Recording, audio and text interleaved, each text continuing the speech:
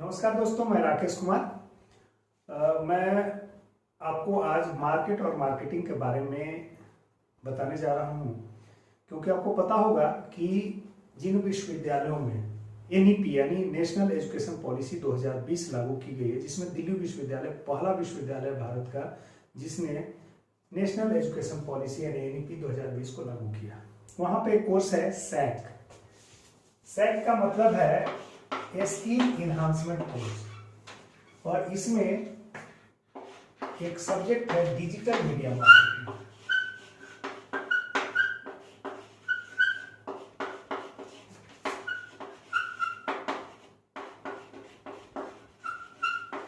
Digital media marketing एक subject है।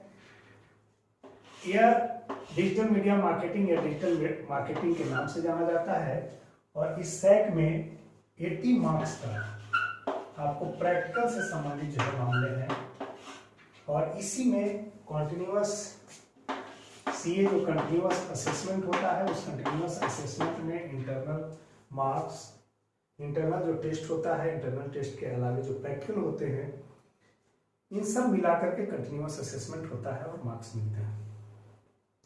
तो जहां भी सैक में डिजिटल मार्केटिंग है, वहां पर एक इंटरनल टेस्ट भी होगा, और शिक्षक लेते भी हैं और लेना भी चाहिए, क्योंकि आपने जो थियरी पढ़ाया है उस थियरी पेपर में कितनी समझ उन्हें बनी है, और उसके अलावा प्रैक्टिकल में जो उनके असाइनमेंट आपने दिए होते हैं, जो विद्यार्थियों को असाइनमेंट दिया होता है स्टूडेंट्स को, तो उससे इसका इवैल्यूएशन करते हैं, मूल्यांकन करते हैं कि आखिर किस तरह की समझ उन्हें जो है इस नए कोर्स पे जो स्किल इन्हांसमेंट कोर्स है उसमें कैसी समझ बनी है। इसी के तहत जो है एक इंटरनल टेस्ट भी होता है। इस इंटरनल टेस्ट के मद्देनजर जो अब सेमेस्टर एंड होने जा रहा है, उस सेमेस्टर एंड में सब जगह सारे विश्वविद्यालयों में होंगे। तो आज मैं उसी के मद्देनजर मार्केट और मार्केटिंग पे प्रकाश डालूंगा, और इससे आगे बढ़ते हुए अगले वीडियोज में मैं डिजिटल मार्केटिंग की बात भी करूंगा। तो सबसे पहले एक टर्म है मार्केट और दूसरा टर्म है मार्केटिंग। जब इन दोनों टर्म को जानूंगा, इसी से कैसे डिजिटल मार्केट तक का सफर तय किया, जो फिजिकल मार्केट है, और कैसे डिजिटल मार्केट तक का सफर तय किया, और कैसे मार्केटिंग का स्वरूप बदला, हम इसकी चर्चा कर पाएंगे। सबसे पहले अगर हम मार्केट की बात करें, तो मार्केट की बात करेंगे तो मार्केट एक प्लेटफॉर्म है। इस प्लेटफॉर्म में एक तरफ जो है सेलर्स होते हैं और एक तरफ बायर्स होते हैं, और दोनों का मीटिंग पॉइंट जो है यही प्लेटफॉर्म मार्केट। यह जो मीटिंग पॉइंट है यही मार्केट है, यही जो प्लेटफॉर्म है यही मार्केट है। सेलर्स जो होते हैं वो प्रोड्यूसर्स के रिप्रेजेंटेटिव होते हैं, यानी जो उत्पादक होते हैं उनके रिप्रेजेंटेटिव, उनके उत्पादों के साथ वे बाजार में होते हैं, और जो बायर्स होते हैं वो कंज्यूमर्स होते हैं,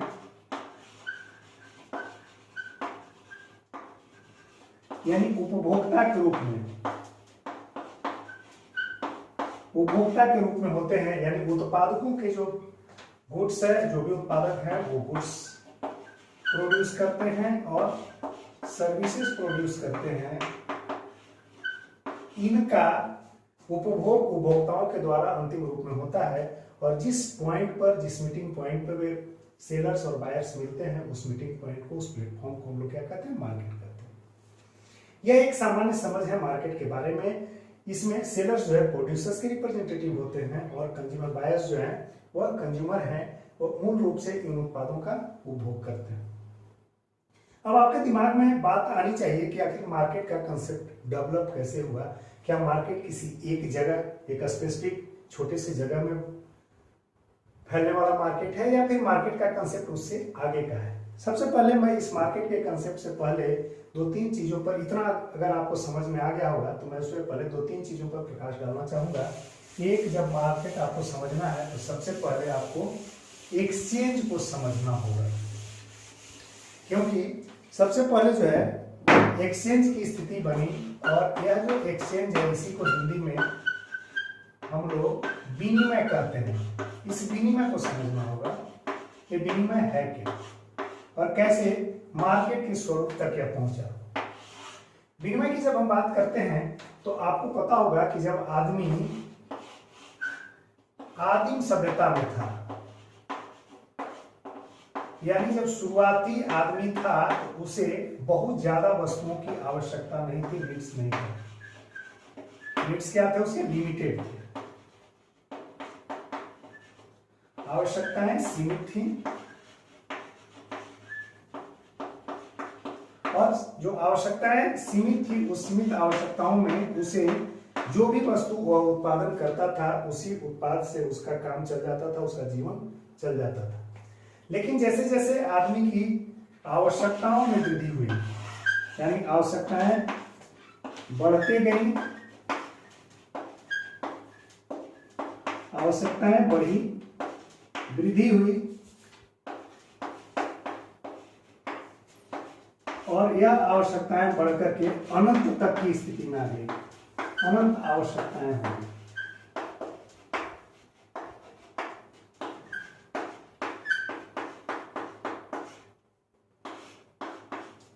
अब वैसी स्थिति में वस्तुओं की अनंतता हो गई, उसकी जो मांग है अनंत हो गए, या सीमित आवश्यकताएं थी उससे आवश्यकताओं में वृद्धि हुई, डिमांड बढ़े, यानी तरह तरह के वस्तुओं की जो है आवश्यकता उससे हो गई।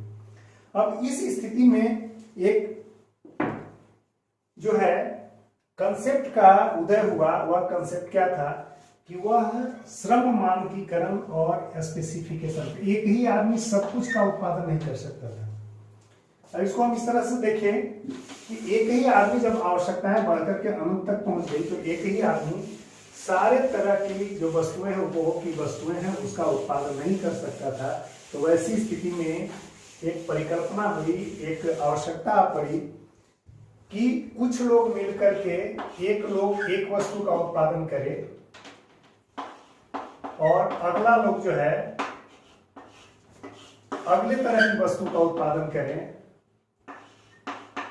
और इस तरह से उत्पादन में एक विशिष्टीकरण की प्रक्रिया उत्पन्न हुई। उत्पादन मान लीजिए कि जिसकी जिस तरह की समझ थी उसके हिसाब से उसने उत्पादन शुरू किया और इससे क्या हो गया, उत्पादन में एक ने एक तरह के उत्पाद का उत्पादन किया, दूसरे ने दूसरे तरह के उत्पाद का उत्पादन किया, और उत्पाद का उत्पादन के बाद जो है उत्पाद 1 अगर इसको मान लें, प्रोडक्ट 1,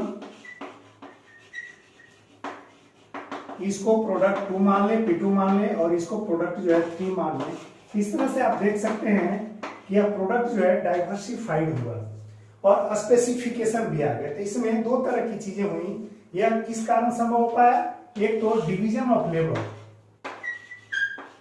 श्रम का जो विभाजन हुआ, उस श्रम के विभाजन के फलस्वरूप यानी डिवीजन ऑफ लेबर के कारण यह ऐसा संभव हो पाया।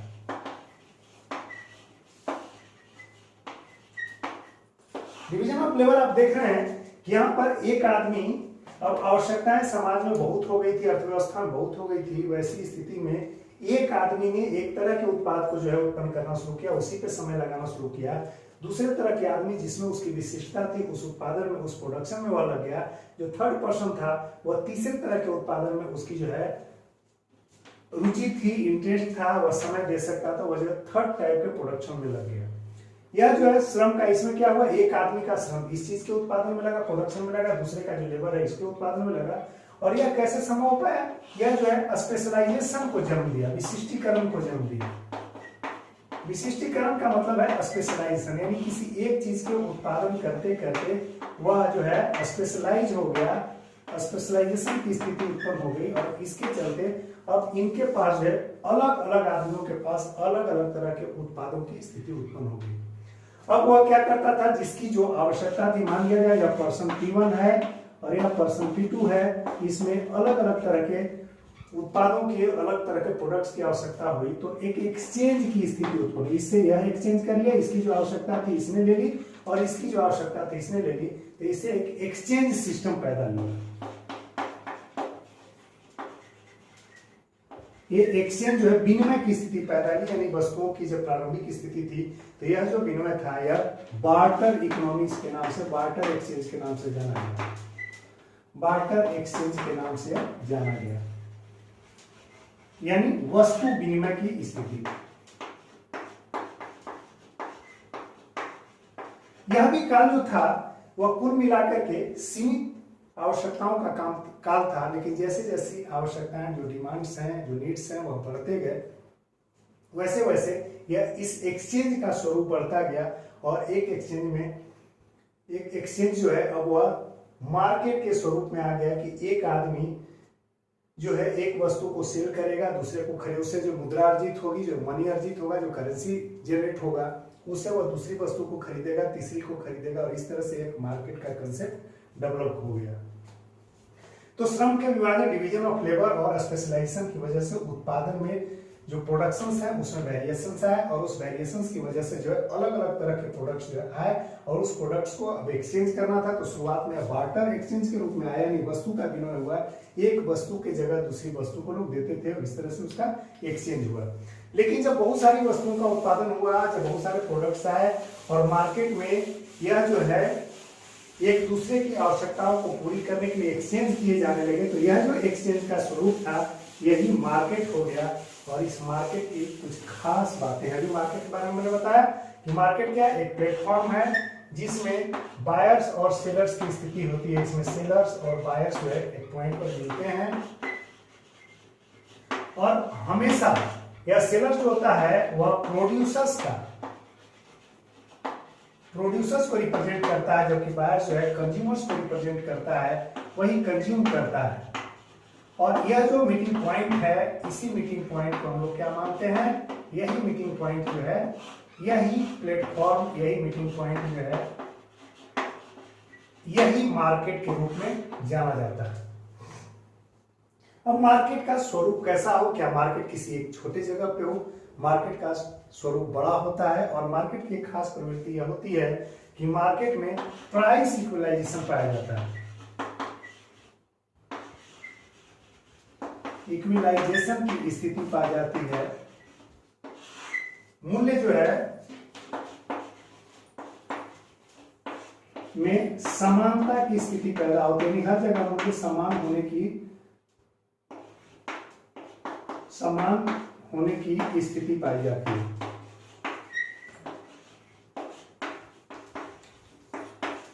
तो मार्केट एक छोटी जगह ना होकर के वह व्यापक स्वरूप है जिसमें सेलर्स और बायर्स जो है प्रेजेंट होते हैं, और वह एक प्लेटफॉर्म होता है, वह एक क्षेत्र होता है, वह एरिया छोटा भी हो सकता है, वह एरिया बड़ा भी हो सकता है।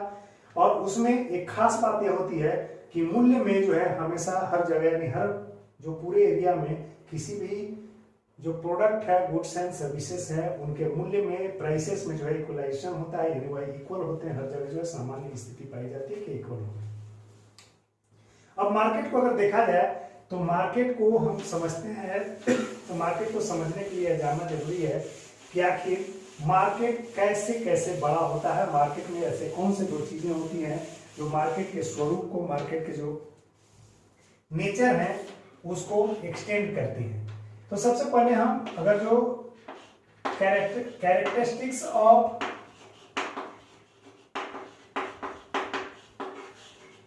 प्रोडक्ट की बात करें तो यह जो प्रोडक्ट्स होगा वो प्रोडक्ट्स भी मार्केट के स्वरूप में विस्तार करता है, मार्केट को बड़ा करता है या मार्केट के स्वरूप को तय करता है।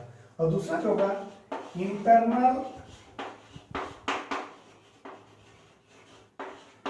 State of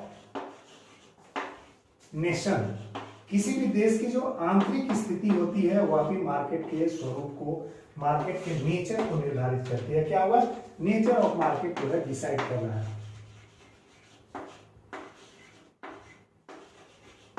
nature of market decide करना है।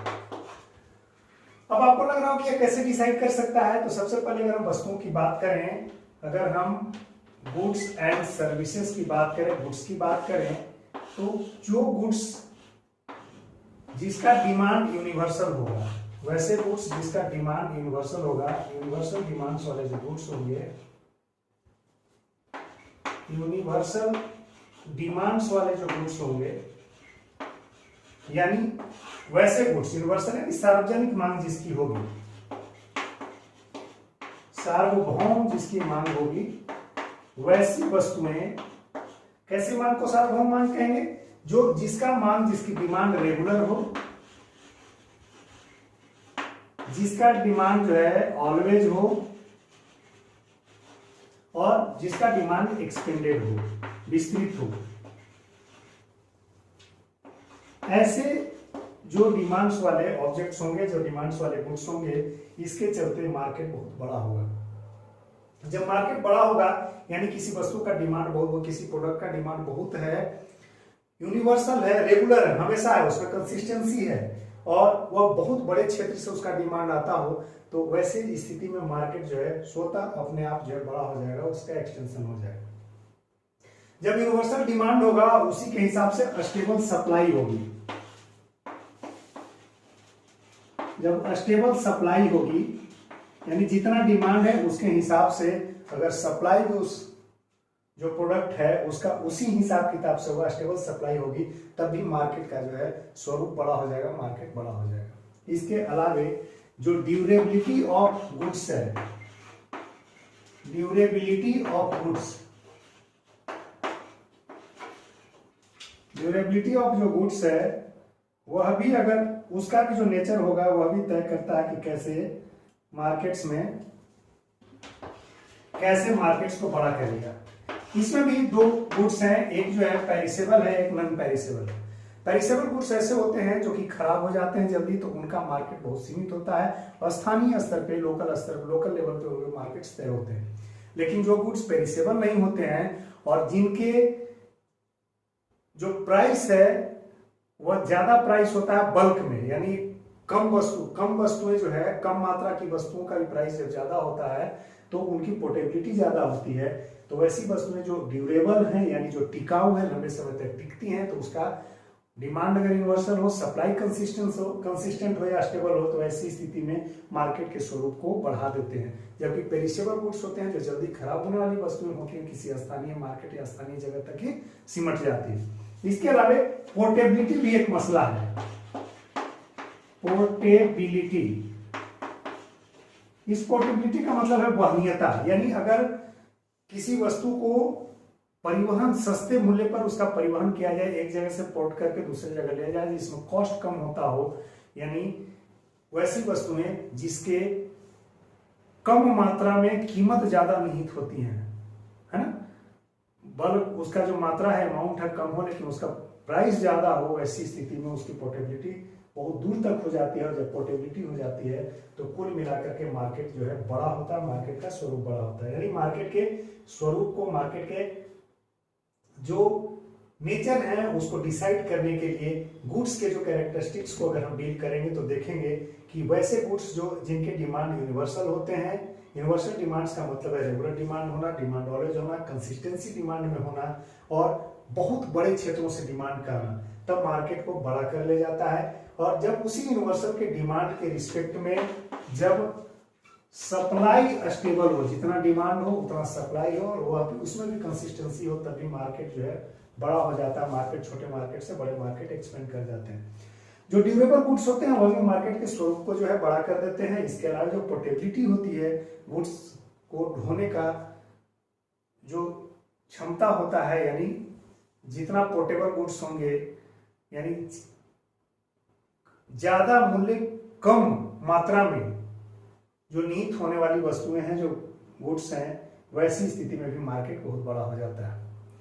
रही बात जब इंटरनल स्टेट ऑफ नेशंस की बात करते हैं, तो इसमें हम देखते हैं कि जो कोई भी नेशन है, कोई भी राष्ट्र है, उसका जो पीस, लॉ एंड ऑर्डर की स्थिति वहां क्या है, स्टेबिलिटी क्या, पॉलिटिकल स्टेबिलिटी क्या है, सोशल इकोनॉमिक स्टेटस क्या है, वह बैंक उसको किस तरह से जो है क्रेडिट देते हैं, बैंक उसको कैसे सपोर्ट करते हैं मार्केट में गुड्स एंड सर्विसेज को जनरेट करने के लिए, और दूसरे जो है कंज्यूमर्स के पास जो क्रेडिट क्रिएट करने के लिए।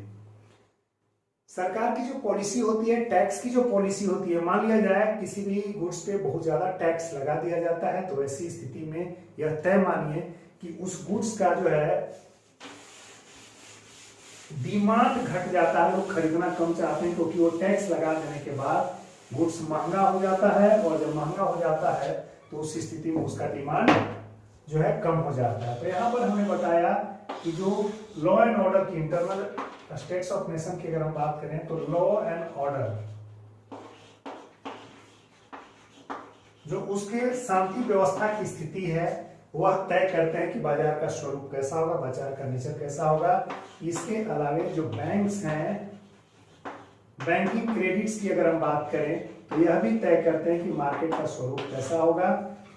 ठीक है, इकोनॉमिक स्टेबिलिटी की अगर हम बात करें, पॉलिटिकल एंड इकोनॉमिक स्टेबिलिटी की बात करें एंड इकोनॉमिक स्टेबिलिटी की बात करें तो यह भी तय करता है कि मार्केट कैसा होगा। इसके अलावे अगर हम बात करें कि गवर्नमेंट की पॉलिसी कैसी है तो वह भी तय करता है कि मार्केट कैसा होगा। मान लिया जाए, मैं टैक्स का एक उदाहरण लिया कि अगर गवर्नमेंट जो है हाई टैक्स लेती है किसी भी गुड्स पे एंड सर्विसेज पे, तो इस टैक्स के हाई लेने से गुड्स एंड सर्विसेज महंगा हो जाते हैं। यह जो है इसका प्राइस बहुत हाई हो जाता है और प्राइस हाई हो जाने के बाद से इसका डिमांड जो है घट जाता है। आपको पता होगा कि डिमांड और सप्लाई में रिलेशन क्या है। जब डिमांड कम होता है और सप्लाई ज्यादा होता है तो प्राइस कम होता है। यहाँ पर जैसे ही टैक्स लगा दिया गया है तो वस्तु महंगी हो गई है और जैसे ही महंगा हो गया है तो कुल मिलाकर के यह जो है खरीदारी नहीं होगी, और खरीदारी नहीं होने का मतलब कि उसका डिमांड जो है लो रहेगा, पब्लिक की तरफ से डिमांड ही नहीं उठेगा, तो ऐसे में मार्केट का कंडीशन जो है खराब हो जाएगा। तो गवर्नमेंट के पॉलिसीज भी तय करते हैं पॉलिटिकल और इकोनॉमिक स्टेबिलिटी। जैसे बांग्लादेश का उदाहरण है, बांग्लादेश में पॉलिटिकल इनस्टेबिलिटी इतनी चल रही है कि वहां पर किसी भी तरह के मार्केट में अभी अस्थायित्व तो नहीं है, या दुनिया के जो अरब देश हैं वहां पर इतना अभी पॉलिटिकल क्राइसिस चल रहा है कि कुल मिलाकर के पॉलिटिकल और इकोनॉमिक जो है स्टेबिलिटी नहीं है, जिसके चलते वहां मार्केट का स्वरूप जो है बहुत डगमग चल रहा है, गड़बड़ चल रहा है। बैंकिंग भी तय करते हैं, लॉ एंड ऑर्डर की स्थिति तय करते हैं। तो आज हमने देखा कि मार्केट क्या है, मार्केट के जो कैरेक्टरिस्टिक्स हैं हमने उसको समझा। अब हम मार्केटिंग के बारे में बताते हैं कि मार्केटिंग क्या है।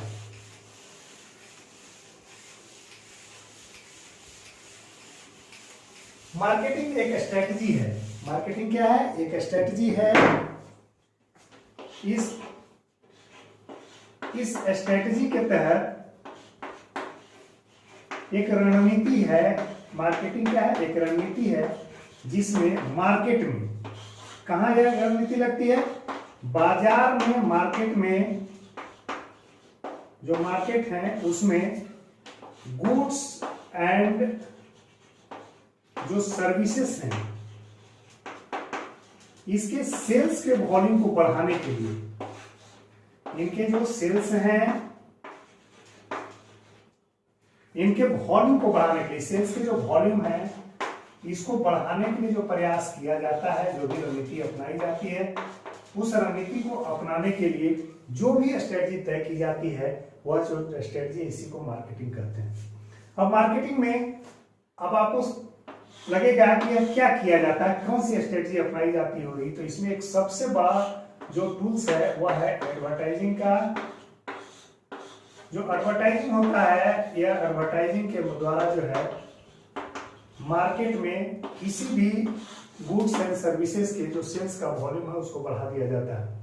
अगले क्लास में हम देखेंगे कि कैसे फिजिकल मार्केट, जो अभी तक हमने बात की वो फिजिकल मार्केट की थी, और फिजिकल मार्केट कैसे जो है डिजिटल मार्केट में आज के समय में कन्वर्ट हो गया है, और यह जो डिजिटल मार्केट है वह कैसे इवॉल्व हुआ और कैसे काम करता है, और उसमें डिजिटल मार्केटिंग क्या है, हम इसकी चर्चा अगले क्लास में करेंगे। तो मुझे आशा है कि आपको मार्केट और मार्केटिंग के बारे में कंसेप्ट क्लियर हो गया होगा। मार्केट जहां एक प्लेस है, एक एरिया है जिसमें प्राइस इक्वलाइजेशन होता है और सेलर्स और बायर्स जो है मीट करते हैं, डिमांड और सप्लाई का जो पक्ष है वहां सेटिस्फाई होता है।